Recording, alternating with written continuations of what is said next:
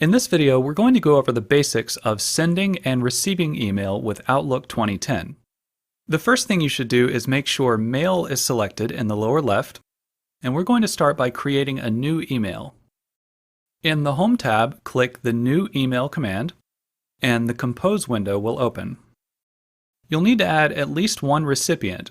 You can do this by typing an email address in the To field, or if a contact is already in your address book, you can just start typing their name, and when you see their email address pop up, press the Enter key or the Tab key. You can also click To open your address book.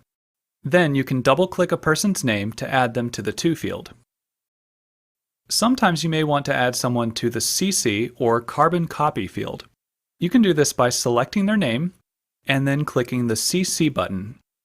Carbon Copy basically just lets the person know that they're not the main recipient, while still keeping them in the loop. BCC, or Blind Carbon Copy, hides the recipient's email addresses from all of the other recipients. If you're sending out an email to a large group of people, you may want to put all of the recipients in the BCC field, but for this email we don't need to use it. When you're done, click OK. Then type your subject and the body of your message. When you're done, click Send to send the email. To read your emails, you'll need to make sure Inbox is selected. Any unread messages will have the sender's name in bold. And you can click a message to read it, or you can use the arrow keys on your keyboard to switch between different messages.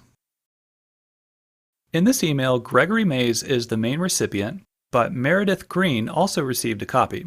It's a good idea to check this to see whether you're the main recipient, because if you're not, you may not need to respond to it. If there's an attachment, you can click on it to view it, or you can right-click it to print or save it.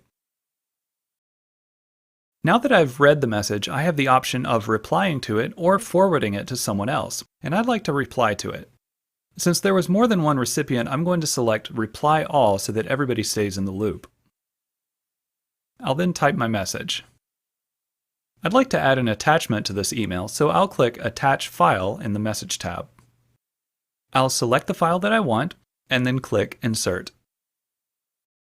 And before I send it, I'd also like to add a signature, which is a block of text that appears at the end of the email and usually includes your name and contact info.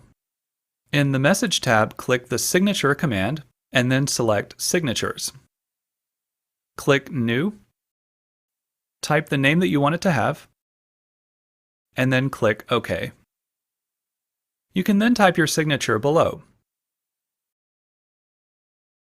You can add any formatting that you like, but keep in mind that if you're using Outlook at work, you may not want to use too much unusual formatting because it may start to look unprofessional. When you're done, click OK.